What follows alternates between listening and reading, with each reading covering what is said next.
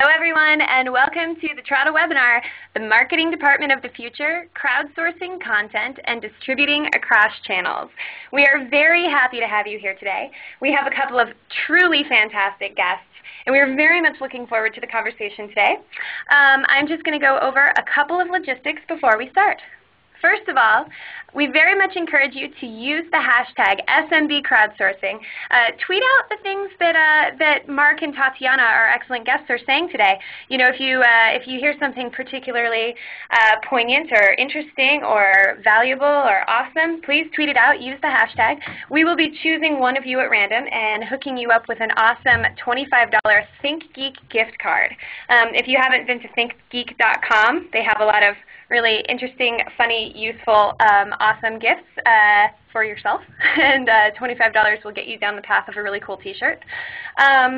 Secondly, we are absolutely recording this call, and you will get an email later today with the recording and a link to the slides. Please also follow our presenters on Twitter, and if you have any questions, go ahead and type them right into your chat box, and we will get to as many as we possibly can at the end. So now I'm very happy to introduce one of our guests. This is Mark. He is from Servio. He's the VP of Marketing at Servio. Servio, Mark, do you mind giving a 1-minute pitch about what Servio does? Sure, I'll keep it short. So Servio has 125,000 workers globally, 1,500 credentialed marketing writers and editors who help our clients to do large projects in content creation, some SEO, and we're able to help clients do things at scale typically where they have trouble doing it in-house or with freelancers themselves. Great. Thank you so much, Mark. We are very happy to have you here. And we also have Tatiana from Crowdflower, which is another company that crowdsources content, but I would say that these companies do them definitely in different ways. Tatiana, do you mind talking just for a moment so everyone can hear your voice about what Crowdflower does? Absolutely. Thanks, Anna. So Crowdflower is the world's largest enterprise crowdsourcing platform. We have access to over 1.5 million contributors. And we put these contributors to work for companies like eBay, Microsoft, and Yahoo. And we help them with applications like search relevance, product categorization, data enrichment, and content generation. So we do content generation as well as also have other solutions. I'm our product manager for content generation, so I'm in the weeds of content crowdsourcing every single day, and I'm excited to share what I've learned with you guys. Great. Thank you so much for being here, Tatiana. Everyone, please make sure to follow Tatiana and Mark on Twitter and tweet out their Twitter handles along with the hashtag, and you could be entered to win that gift certificate. So I'm going to do just a quick sort of introduction into the problems that SMB marketers face when it comes to content creation. So, you know, you're a marketer, and you know that you need a content strategy that has all of these, these qualities. It's scalable and affordable, and, importantly enough, to be found on the internet, to be, to rank with SEO, to be thought of as a thought leader in your space. You need to think a lot about search and engagement trends. And you need this content that is engaging, shareable, and unique. Now, Mark, you and I had a conversation a couple weeks ago where you were talking about the sort of content strategy of the future and how it relates to Google Panda. Do you remember this? Is there any way you can kind of give us a sort of 1,000-foot view of the things that are changing now with your content strategy with this Google Panda in mind? Sure. I think that with Panda, and I'll give a quick introduction to what Panda is and has done for those people who haven't been familiar with it yet. But Panda was an algorithm change that Google came up with earlier this year, really released it around February and March, and it made a sea change in the way that Google is looking at search. They started to look at three things that really are core to what search is these days.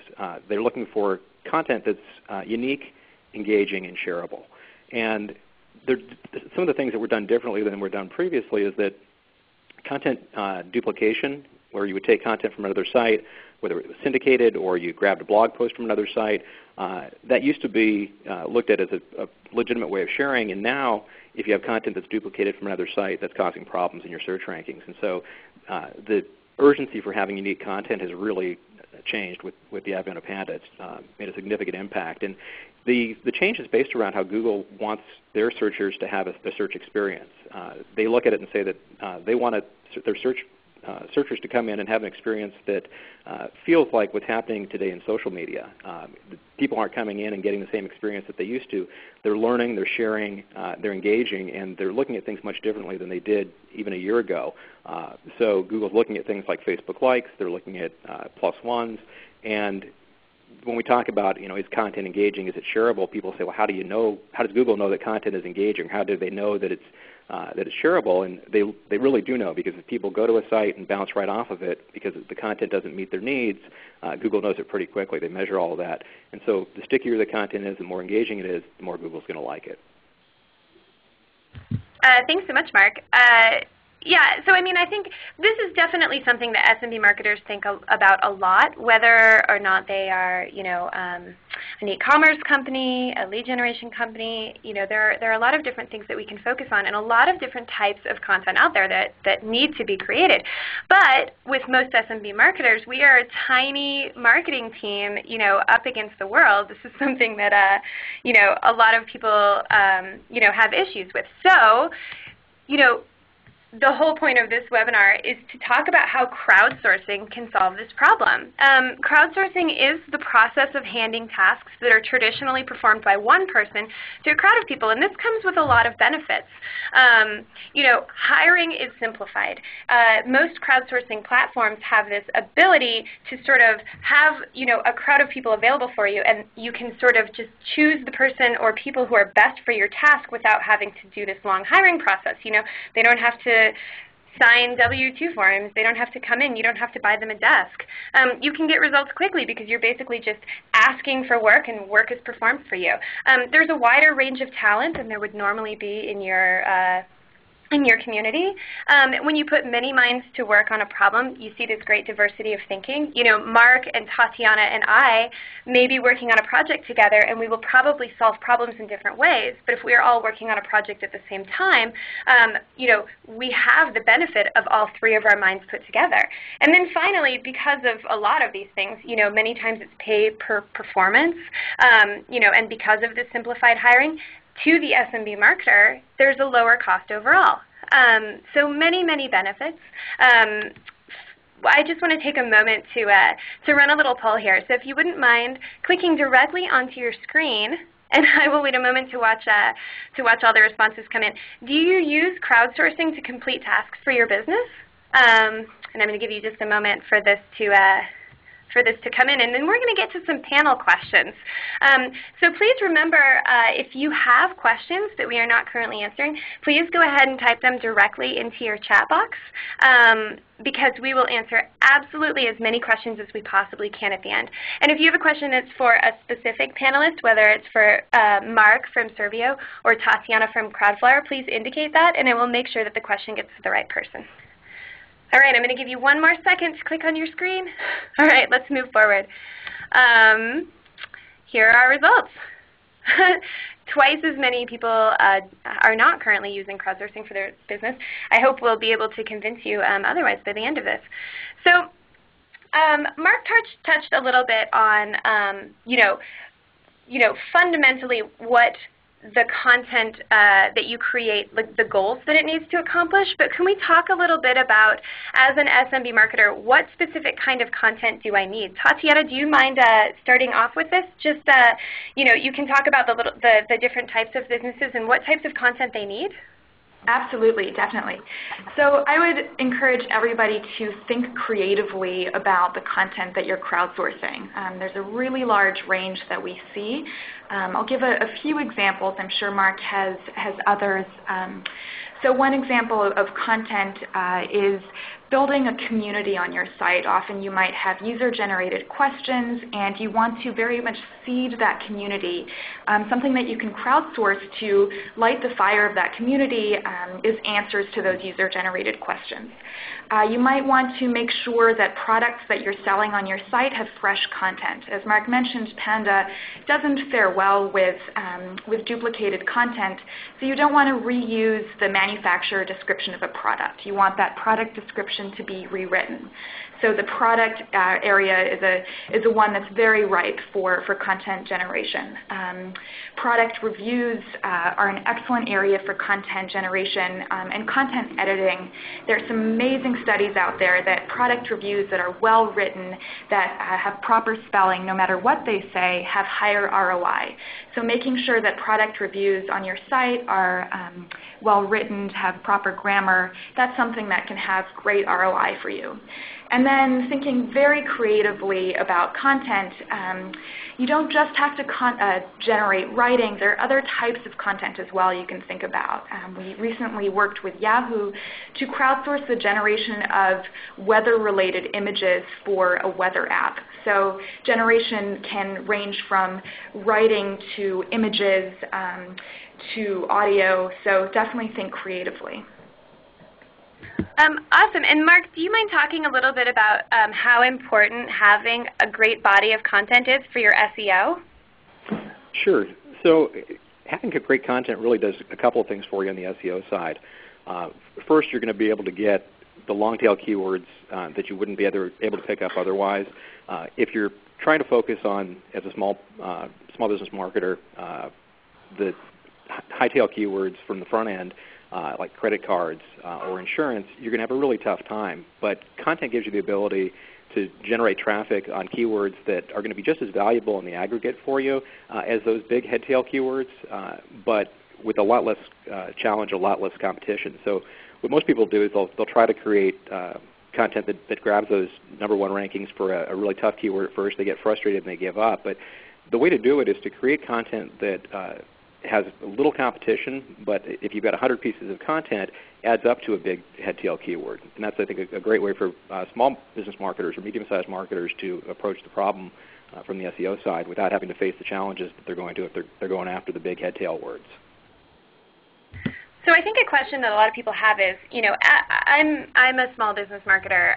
Of all the things I need to care about, why do I need to care so much about this? I mean, shouldn't I work, more on I don't know, marketing my product to my local community, or, why is this something that is so important today?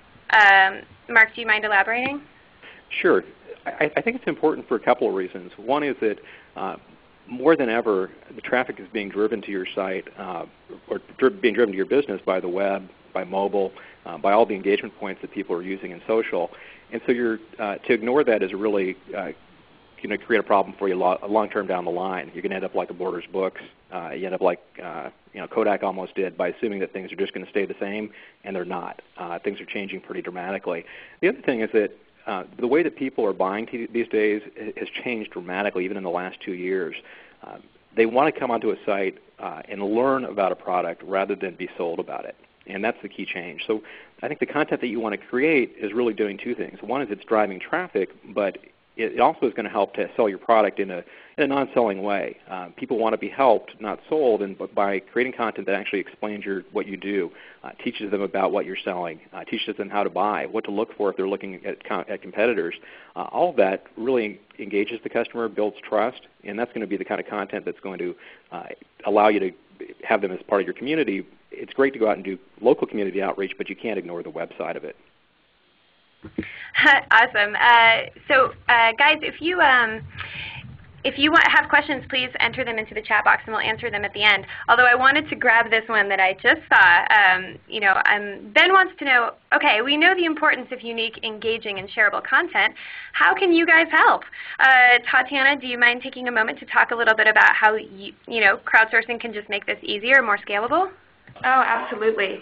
Anna, you mentioned that you touched on something that content generation for the SMB market can be distracting. There's so much that you guys need to be doing.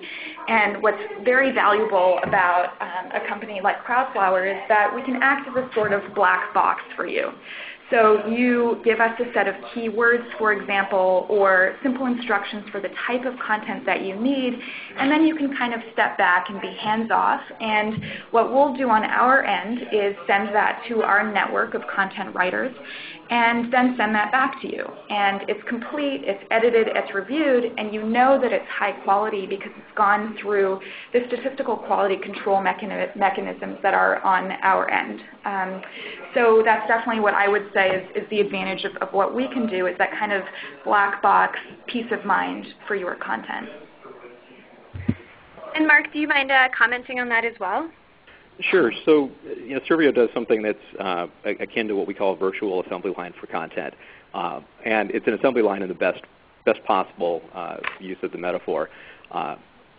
Imagine if you've got a piece of content that starts at a research phase, and we're actually able to break content into a number of different steps so that each piece can get done by our workforce of our 1,500 credentialed writers and editors, and our 125,000 workers who can do research work, for example, at the start of a project. And what that does is it allows the writers to write, it allows editors to edit, it allows researchers to do research, and you can get great quality writers who you wouldn't be able to get otherwise because they don't like to do research. You can pay high quality, top-notch editors just to edit a piece rather than having to write a whole piece. And then we actually have done things, we did a project for Healthline, for example, online, where we added registered nurses at the end who could actually review the content for medical quality. So our process works on an assembly line stage where from research to writing to editing to expert review if you need that, there's quality control at every step to make sure that you don't have to go back and review, edit, recheck the work yourself. The advantage of that is, as I was talking about before, if you need 100 pieces of content, you need them pretty quickly to be able to take advantage of the long tail keywords. Now you can do it. Whether you use us, you use a service like Crowdflower, there's an amazing amount of scale that's available that just wasn't available before, much easier than trying to do it in-house or hire a team of freelancers. I think, one thing we can take away from this that addresses a concern that a lot of, marketers have is that there are a lot of mechanisms in place to protect you, to make sure that what you get is quality, to ensure that you're not wasting your time and your money and that you're not creating more work for yourself. So I'm going to go ahead and move on, and just with the idea that the crowd is who takes over this work, I'd like to ask Tatiana first, what are some very practical, tactical tips that you have for communicating with the workers to make sure not only that you get the best results, but you get the most out of your money and that things happen quickly? Absolutely. So part of working with a crowdsourcing company like Crowdflower is the automation that happens within the system. And so we actually automate the way that we communicate with workers. And something that we found works really well is a live feedback process. So as work is coming in, as content is being submitted, it then goes to a review process, and that is all automated. And then within the review process, feedback then goes back to the original worker. So what ends up happening there is that as you're writing content, you are being trained, and you know what is working what is not working. So those workflows that have been built into the system is something that you're able to access within crowdsourcing, and something that you definitely want to think about when you're thinking about, do I want to do this in-house or not. The kind of automation that allows you to do this at large scale is key. In terms of getting that content back quickly, that's very much a function of having access to many, many people. That's the beauty of crowdsourcing, is the ability to have access to a large volume of people all over the world to be able to get that back quickly. Mark, I think, again, in our conversation, you and I talked about the importance of the creative brief, or whatever you want to call it, the onboarding process. This is something that's a constant in almost every crowdsourcing company, because, and truly, it's actually not anything new. When you hire someone, you lay out exactly how you want their job to be performed, and then you have feedback along the way. So, Mark, can you talk a little bit about how you manage the sort of like creative brief or expectations or whatever you call it at the very beginning of the process? Sure. So it really depends on the type of project we're doing. If we're doing a big-scale project, like for example, we did 200,000 product descriptions for Target, We go through a really intense process to make sure that it meets their brand requirements, that it's meeting their tone and style. We talk about SEO optimization. But you don't have to go through all of that on a smaller project. You can do our Servio Express and give us a simple paragraph or two about what you want to write and what you want the tone to be, and that can be sufficient for a single article or even for a small series of articles. I think the most important thing to consider is really two things. One, are you using crowdsourcing for the right type of content? There's some content that just doesn't work for crowdsourcing, or at least not for it on the sort of scale that we're doing. If you need a white paper written, we're not the kind of company that's going to be the best to handle that. There are a lot of companies that could do it for you. So I think having the right expectations before you even start the work is important. But if you're looking to create hundreds of articles, if you're looking to create a few blog posts, having the right style and tone guide set out from the start is crucial. It's going to be really the key to making sure that all the work is done consistently, because a lot of times you've got different writers doing different articles or different tasks, and people say, how do you maintain the tone and style? Smart marketers can write to that type of tone and style and make it consistent regardless of whether they've got one person writing it or 10 people writing it. And the way that our systems are set up, they allow everybody to access that same tone and style guide, which helps keep the content flowing accurately throughout the whole process. Really, really excellent points here. And again, I mean, I think one thing that we can just remember is that this is, again, no different from working with someone who works in your office. You would still set expectations with someone who worked in your office. And if you had 10 marketers, 10 content generators working on your team in your office, you would also still, have a system in place to make sure that everyone uses the same voice. So I'm getting a lot of questions about cost. I would be interested to hear both of you, Tatiana and Mark, address this next question. How much does it cost compared to hiring in-house? Both from a high level and also specifically. So Tatiana, do you mind talking a little bit about how Crowdflower charges for different types of work, and then also how sort of the crowdsourcing model compares to having a team of writers or content generators in-house? Absolutely. So we knew this question would be top of mind. We always get it when we talk to clients.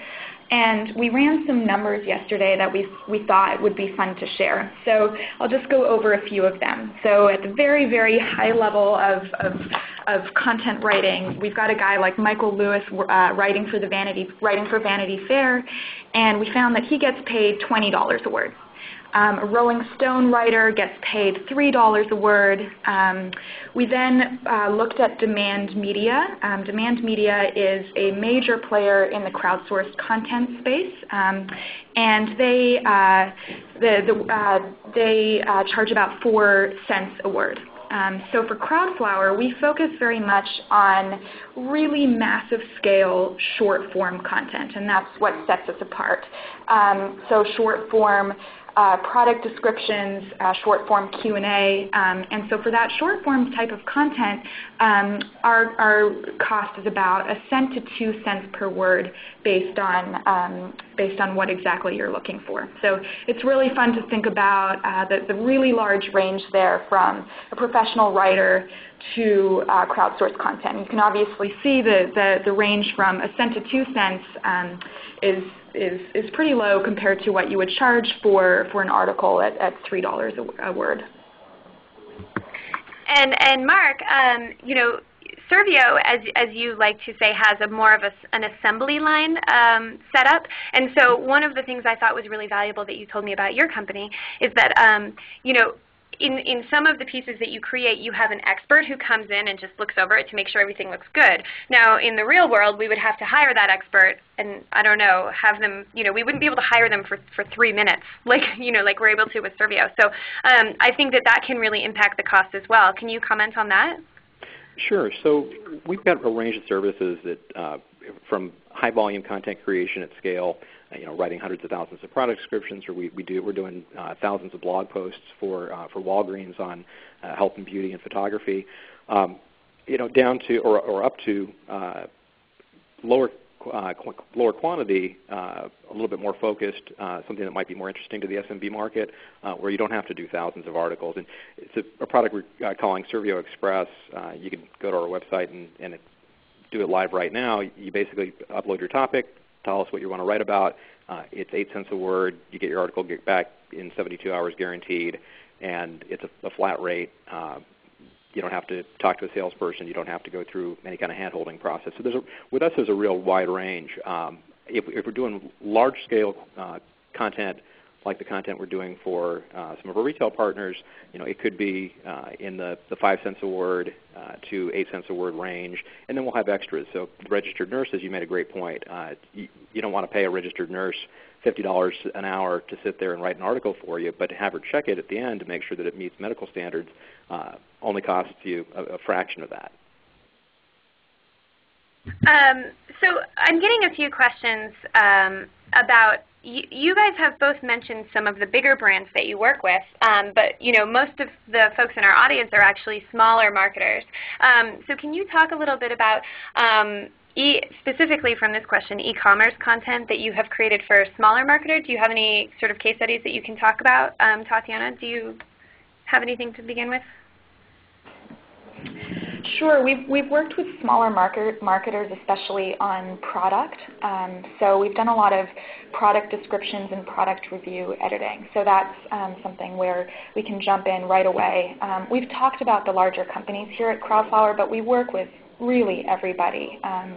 And SMB marketers might be smaller than the really major e-commerce sites, but it doesn't mean you need a small amount of content. You probably need a large amount of content to hit that long tail.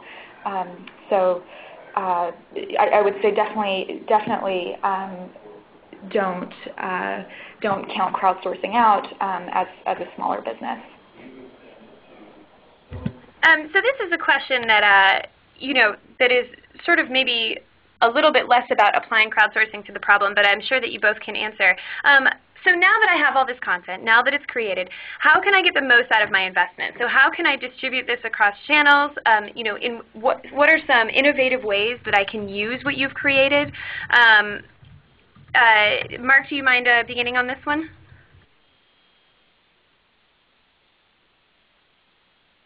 Do we still have Mark?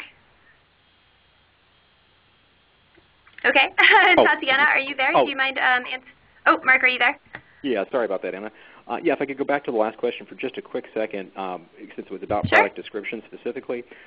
We have a self-serve product description application also where small business marketers can go on our site, upload their core product descriptions and URLs to what they've got existing, and we can do a write or a rewrite for them. So I just wanted to mention that. That's a nice, simple way to get involved with this without having to be a big company.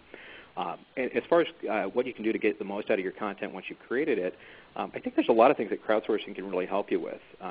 And to me, the number one thing that I'm seeing as far as a trend globally is translation.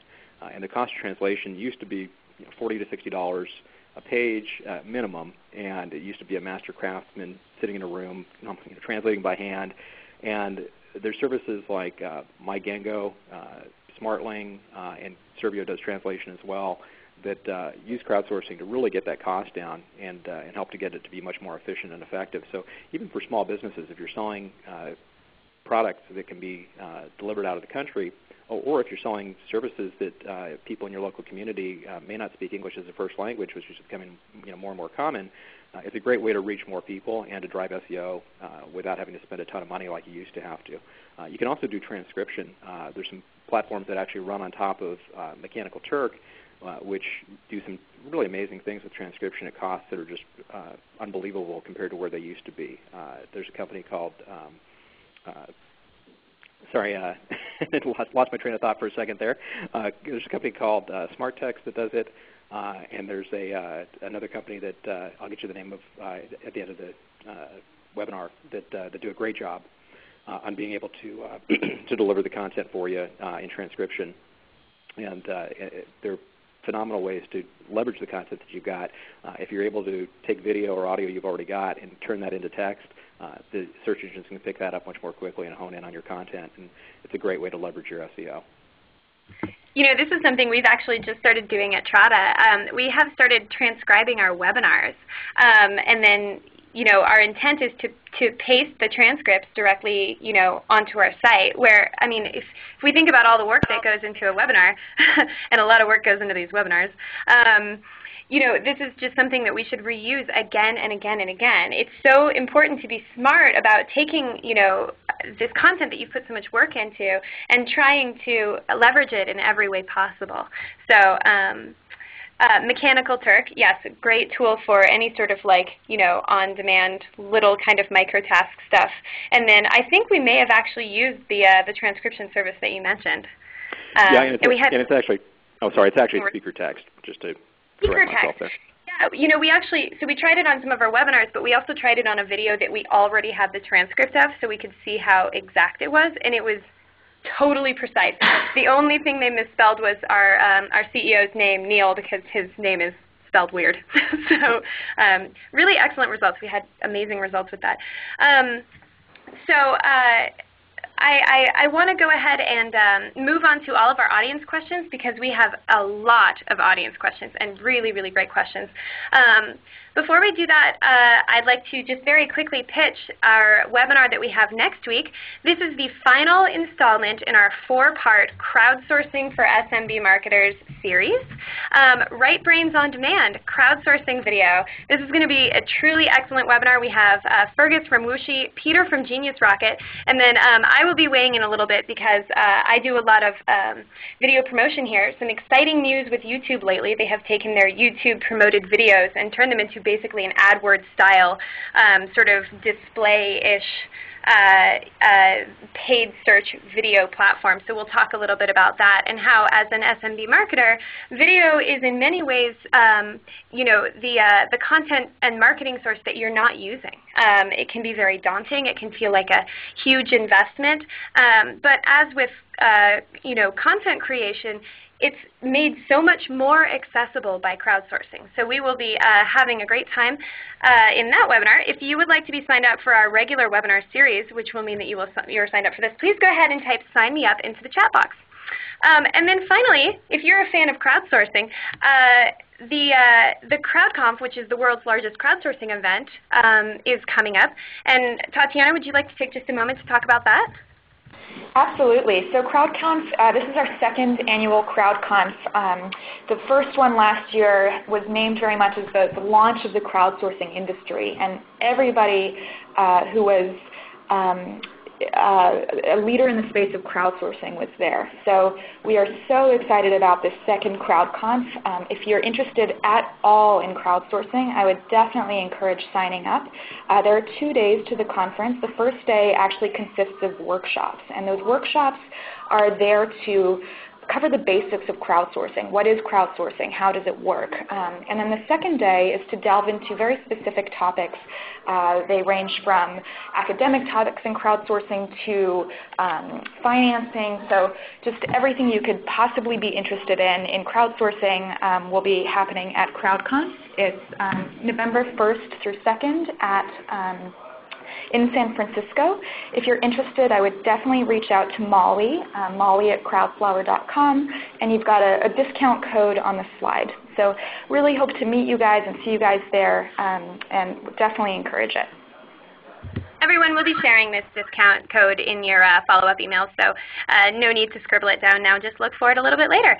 All right, let's get to the questions. Everyone, we've thoroughly enjoyed having Mark and Tatiana here, and now we are going to grill them off the cuff.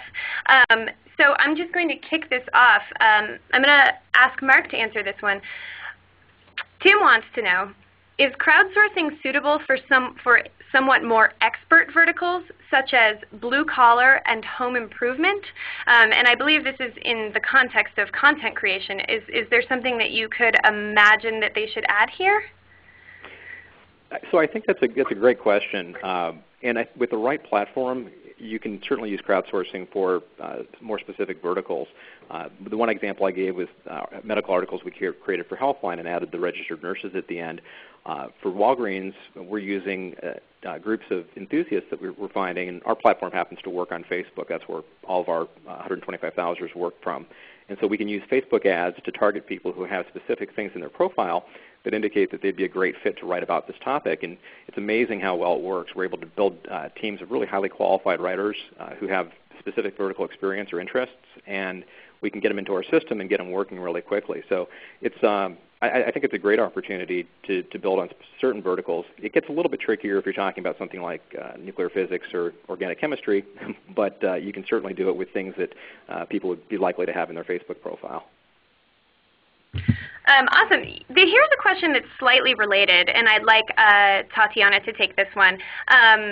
Rob wants to know, I have technical industrial electronics products, and I need technical reference articles. Is this kind of service right for that kind of content? Absolutely. There's a really large range of crowdsourcing companies out there. Some focus on short form content, others focus on long form, and then within that range there's also a really large range of expertise as well. So I would definitely encourage you to crowdsource that content and to work with a company that focuses on article generation. So I haven't actually seen an application of content generation yet that isn't suitable for crowdsourcing.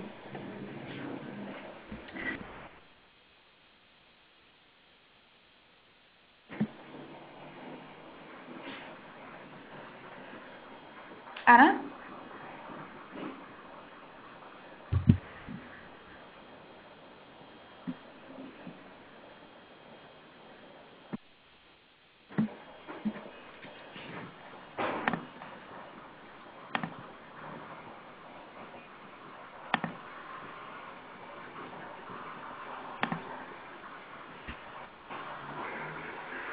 Can you guys hear me? I can hear you. Anna, I can hear you. I don't know what happened there. I think we dropped out for a moment. So the question is, can you create content for languages other than English? Mark, does your company offer this? We do. Yeah, we've got a base of translators already. So we've got people who are native speakers in a number of different languages. And in addition to translation, they can do writing in the native tongue as well. That's, I think, the key is that in addition to having somebody who can translate it, you really want to have somebody who edits in the native tongue. It's important to make sure that you're getting them, especially for a marketing message, that you're getting the right nuances. There's some pretty famous examples of when that didn't go right with big companies, and that the way to solve it is by having somebody who actually does a final polish in the native language as well. And it's something that we do. I know that there are other companies out there that do it as well. And if you've got a small amount of content, we haven't really talked about it, but there's solutions like an Odesk or an Elance that can be a great way to start and get your feet wet in crowdsourcing. If you only have one or two articles, you can try a service like ours, for one or two, but you can also talk to somebody where you actually find a profile of them.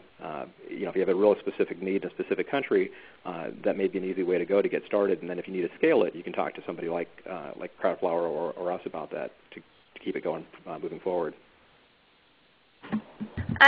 Excellent. So here is a question that I'd love to have you both answer. We've been talking, with a lot of stars in our eyes about crowdsourcing. This is a great question. Jennifer wants to know, what are the disadvantages to crowdsourcing? There must be some. If not, there wouldn't be any need for in-house writers anymore. So Tatiana, do you mind taking this one to kick it off? Absolutely. So crowdsourcing is a fantastic solution when you need to scale. And if you're talking about really low volumes of content, that's where an internal team works very well. For branded copy that needs to be branded absolutely perfectly, and you know who's writing that content, and you have a strong connection to that person in-house, that's an advantage of using an internal team. But for anything that involves larger scale, I would definitely encourage you to think about crowdsourcing. It's cheaper, it's faster, and those kind of branding questions we work with as well. Certainly, we talked about voice a little bit. Voice is something that we can actually handle with crowdsourcing, but it may not be the word-for-word perfect branding that you're looking for that you might be able to get in-house. So that's probably what I would say is the big difference between internal and crowdsourcing. And Mark, do you mind commenting on this as well? Sure. I think the example I gave before of white papers is a great example where it'd be tough to really outsource a great white paper, or not outsource, crowdsource a great white paper using some of the more typical crowdsourcing solutions that are higher scale. You've got anything where you have to have a lot of iteration, I think can be tough to create in a crowdsourced model because the model is really based on the idea that you give one set of instructions, you explain how the project should be done, and then it gets done, it gets reviewed by somebody who also has those instructions and is an editor. But if you need to have a lot of back and forth, and if it needs to be something that ties to domain experience in your company, that can be really hard to convey effectively to the people who are doing the work from a crowdsourcing perspective. Thank you, Mark. So Kevin is looking for some clarification here. Larger scale versus small scale, we're kind of throwing these words a lot around. Can you give us a sense of what is large enough for articles, 10 articles of scale, 30 or 100? What, from sort of the smallest advertiser who has the smallest job for you up to the largest advertiser who has the largest job for you, what do these numbers mean? Mark, do you mind answering this one? Sure. So, we saw that was going to be a concern from the small business side from the start. And so although we started out as a company that did large-scale content creation, we pretty quickly built a model that allows SMB marketers to just go right to our website and get one piece of content if they need it. You can literally go to our site and get one product description if that's all you need, or you can upload a list and get hundreds of them. But so for us, there's a two-part method. You can either do the Servio Express and get one piece of content, or 10 if you need it, or you can talk to us if you've got larger needs and get hundreds of pieces of content. And I think that's something where people will sometimes experiment with the Express model and see how it goes, with the understanding that if they need to scale, they can. So I'd say that to answer, is it 1, is it 10, is it 100? It really depends on what your needs are and sort of where you feel that you would want to have some hand-holding as you start to create more content and make sure that it maps to the tone and the style you're looking for. But it's pretty easy to get started just with one. Thank you, Mark. So here's a question that is specifically for Tatiana. Tatiana, you mentioned quality mechanisms that you have at Crowdflower. Could you spend some time talking more about that? How do you ensure quality of work? How do you measure it? Do you have an internal QA team, or is it always crowdsourced? Absolutely. That's a fantastic question. So on our end, we have, as I mentioned, quality built into our system. So that's not something we do on an internal level.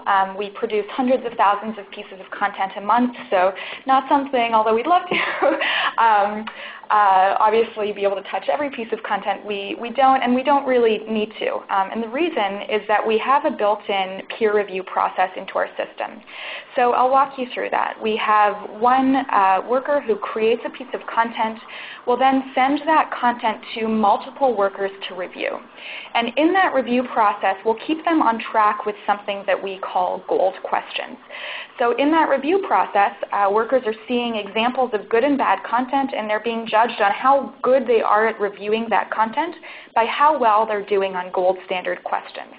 So at the end of this review process, we end up with a confidence score on a piece of content. And that confidence score is a function of how much people are agreeing whether this content is good or bad and how well they're doing on gold standard questions. So our quality control is statistically baked into the system, and every piece of content that goes through our system gets this review process. We can then do things like reorder pieces of content that fall below a given confidence level, request more judgments if we're unsure. So all of that is completely automated on our end, and at a super high level, we break this out between generation and review, and then bring quality control into each of those pieces. On top of the gold review in our review process, there's a lot you can actually do to automate quality in the generation process even. And that includes things like setting minimum character sizes, character lengths on the generation process, doing automated spell checking and plagiarism checking. So there's a lot you can do in the background of your system that before anybody even has to review the content, there's a lot going on there to make sure that the content coming through for review is as high quality as it can be before review and editing. Thank you so much, Tatiana. Everyone, I've put another poll on the screen.